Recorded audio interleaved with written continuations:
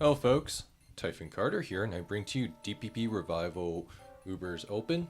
This is round 3 losers bracket matchup between Squinn and Shiny. So, because this is losers, whoever loses here is gonna be out. Squinn, this is somebody who's played in BKC's DPP Ubers Invitational Tournament like years ago, if you remember that on his channel. And somebody who made more of a comeback recently after a long hiatus, whereas Shiny, not as familiar with the guy. I know the guy's like a decent clicker, but should be interesting. Let's jump right into this. We have Fori into DOS lead. So usually what happens here is that Deoxys usually will just want to taunt the Fori and then try to get hazards up. If Shiny has a spin blocker, then he'll probably go hazards first and then go Gira. But on 4E lead, you usually want to prevent toxic spikes, which can be really annoying for Deoxys speed teams. But regardless, we'll see what happens here. Spikes up, T spikes are exchanged. There's the spin blocker. Squid makes a good read there, catches the Giratina, go threaten that HP fire, but no, just gotta stay in here. So it's telling me that this is Sash probably, based on how he's playing this. And yeah, like Squid staying in there. Yeah, that's like clear indication that this is a Sash. And then rocks are gonna be up. Ho-Oh might have EQ here. Shiny's gonna scout that out. Yep, there it is. Giratina Origin going to just get KO'd there, so that's a fast Ho-Oh from the looks of it. Oh, it's Life Orb too, but Latios got threaten the Thunder here. No, it's got threaten the Draco instead, but Bronzong is going to be there to eat that up. And Shiny bring what looks to be a Sun offense here. And Bronzong, oh, it's Akaberry. That's actually not a very common item. You see, it hits the Hypnosis there. Yeah, because normally you really want lefties, but just so you can actually stomach hits. But Squinn bringing what looks to be a Sun offense from in the back. Like I expect there to be a Groudon, and Latios just gotta get taken out there. So nice play there, trying to not get hit with EQ. That's why Shiny swapped out. And there's the Groudon, gotta set the Sun. Gotta have to be wary of a Sacred Fire. Deoxys speed is gonna be there, and it will most certainly get dropped here.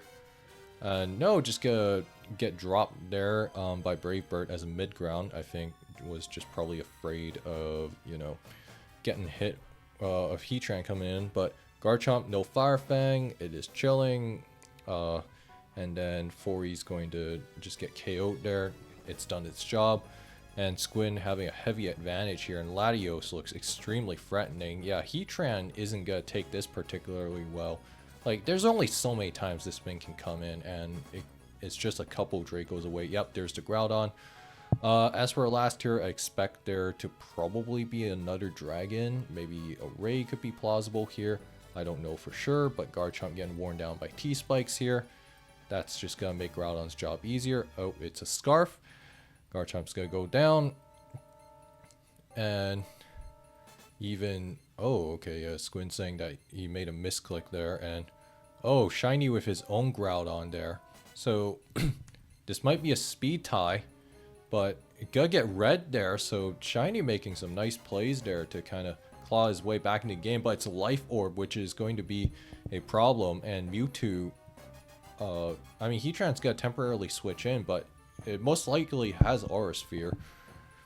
Or not. So yeah, that's an all-attacker Mewtwo. At worst, I think Squinn forces a Boom here. But this Groudon is gonna die anyway, so Squinn should be able to secure this game. Does not matter. Poison and Life Orb chips gonna do the job here, and Squinn's gonna be up 1-0. So a couple key takeaways here from this game, I'll say, is the fact that one, Shiny, you could argue, misplayed the Fori interaction, and I think like like Squinn did a good job like actually punishing the spin block attempt from Giratina O, but like with the initial payback. But I think if you're Shiny, like if you think it's a Sash Fori, then you want to prioritize breaking that, so that way you can bring in something like Heatran, and then you can use your Heatran to actually KO the Fori without having to worry about the dynamics of it potentially being Sash. So the reason why I think he was weary of Sash Fori was because of the fact that nowadays, especially on Sunstall, Fori is usually, you're gonna see Sash Fori so that it can trade with lead Kyogre, which is often kind of a threat to Sunstall on turn 1, just because like 1, you eat the Water Spout and then you explode KO and then go from there. So I think like Chinese's initial like taking the hazards first was fine. Going Gira, I think like I get why, because like the Giratina, it was like you kind of need it to check Groudon, and you can kind of see how Squinn's Groudon in the back had just did numbers to Shiny's team, because Giratina Origin on some of these offensive teams kind of holds them together and prevents something like Rock Polish or like Double Dance Groudon from running you over. But from what I can surmise, this is likely just Rock Polish re-attack, so that's like EQ, Dragon Claw, and then Fire Punch for Bronzong. So, you know, good stuff from Squinn, but let's go into game 2. Here we are, and Shiny with his tournament life on the line, and there's the Kyogre into a Fori. Hydro Pump misses there, and oh no, just got T-Spikes there. So that likely was, oh, okay, yeah, I think Squinn may have gotten away with that. And Jirachi's gonna come in here, and no para. So Stealth Rock's up here, gets full parrot, so yeah, Squinn can't really catch a break right now, but Bronzong will comfortably sit on this Jirachi.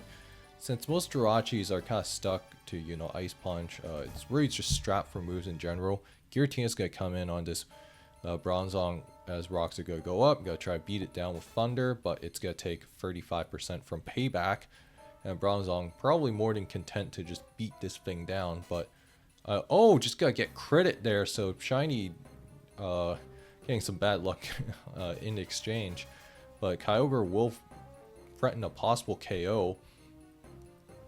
And Hydro Pump there is going to do 31% to Latias, and you really see how so do Latias, just extremely hard to kill sometimes. And the Thunder is going to do a significant amount to Jirachi, and then Fori's going to be right back in here. Gotta try to get a Rapid Spin off, and Kyogre is going to get healed up by Wish. Despite that, the Fori is going to get the spin off.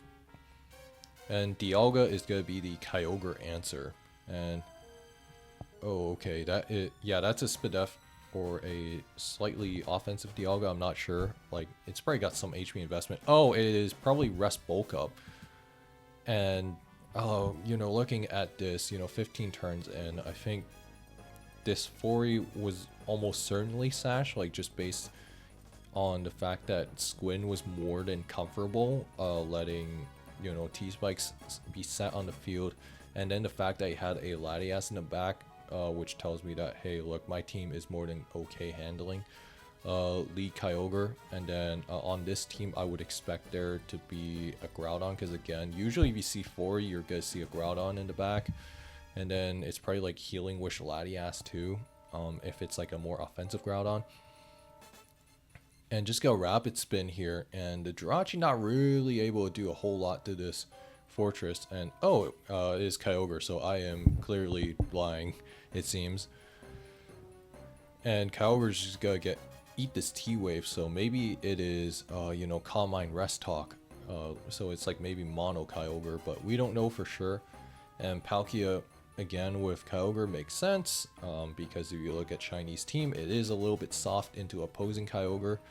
So, and Shiny clearly trying to predict a Steel trying to come in. So interesting. Oh, Maffey's got to come in here, and Maffey, this is generally a bit fishier, and yeah, that's the exact reason why you use Maffey, just because like, you know, you can sometimes do some Acid Armor stuff, you could do Calm Mind, it can be a really nasty win condition, but usually you also have to contend with things like, you know, just the Lati Twins being kind of annoying, and like it just doesn't have nearly as much immediate punch. Also worth noting that Tail Glow is only +2, as this Dialga is gonna just bulk up here and looks really nasty for a Shiny's team, especially if you can't immediately break this Dialga. And you really see how something like Bulk Up Dialga can just sometimes brute force teams. just from like the sheer bulk it has, and usually it's a good like last Pokemon Dialga is usually a good way to handle Sunstall, because you can use your bulk up boost to kind of muscle past something like a support Groudon. And Garchomp is the last on Shiny's team. And oh, can't catch a break there. And this game is almost certainly a wrap, unless this Manaphy can, you know, manifest a couple crits to go his way. And bulks up again. So, from the looks of it, Shiny's gonna need some crits here to get out of this situation. And Dialga's gotta wake up here, and Dragon Claw's here, and that's just gonna do way too much. And rest here, I don't know about this, because if you're Shiny, you need to be focused on... Yeah, you need to play for crits here, I think. Or you're like trying to catch a choke. Calm Mind, Surf, Rest. Yeah, I don't know what this second move is. Like, I want to say it's Ice Beam, but I can't say for sure. Dragon Claws again, trying to bank on a low roll. Again, like the Dragon Claw PP, like the math is just not in Shiny's favor right now. I don't see a window where Shiny can just, you know, go, you know, try to make something happen. But Hydrations again, and nothing doing here. Rest once more. Dragon Claw. Okay, like Shiny, you're just begging to get crit. Like, I really do not. I don't know about this. I guess, like, looking back at some of the things that kind of led this game to turning out the way it did. Like, first of all, Shiny's team just does not have enough immediate breaking power to deal with something like a bulky Dialga. Like, it can deal with Spadef Dialga, but it cannot deal with... Okay, yeah, Shiny finally switches out here, and this bulk up, like, what are you gonna do here? Okay, now it's at +5, and this Manaphy is almost certainly dead, and Ironhead, I mean...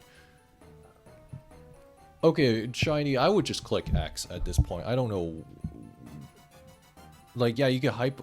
Like, you can't even flinch past this thing. It's just too bulky, to put it simply. And then, as per Squinn's last, I mean, this could be a double wetter for all I know. Actually, no, I feel like Giratina Origin would be a natural fit here for Squinn's team. That's what I think the last would be. So, you know, Squinn's got a pretty cool team here. And then kind of looking back at everything that kind of went wrong for Shiny in this game too. I mean, for one, you know, like, you couldn't really adequately handle the Fori. I think Shiny kind of struggled dealing with this. And then the Giratina going down a little bit earlier than anticipated was a little bit annoying, I think, for Shiny to deal with. And yeah, this thing is... Okay, yeah, it's GG. And then obviously the Garchomp getting hit with a Sleep Talk roll of Dragon Claw was like... I'd say that was probably Shiny's last real chance of salvaging the game, because hypothetically you could, you know, get a crit EQ and then go from there. But obviously that didn't happen. But at the very least, you could have at least forced Squinn to like swap out, try to make something else happen. And this game is as good as done. Squinn's gonna win this series 2-0. And yeah, so good stuff from Squinn. And yeah, I don't know, man. I feel like Shiny could have just FF'd this game like, you know, 20 turns ago and, you know, saved my breath. But looking at this, yeah, like this Kyogre Surf, yeah, okay, it was Surf Rest. It's almost certainly Calm Mind Sleep Talk. So, you know, Squinn with a double Sleep Talk win conditions is like an interesting idea. So that's pretty cool. I guess that's kind of like his way of dealing with Toxic Spikes, opposing T-Spikes in case the Fori goes down, I suppose, and also just like a Paraspam, you know, like Paraspam Groudon teams, or like SD Groudon teams that rely on Para support to get going. So, you know, I guess, you know, so that's pretty interesting on Squinn's end. And Squinn, you know, good stuff from him. He's good, you know, keep moving on in this tournament, and then we'll see how far he goes. Shiny, thank you for playing. And that being said though, if you guys enjoyed this video, like, comment, subscribe, and consider donating to DPP Revival Ubers' prize pool. And I will see you guys next time.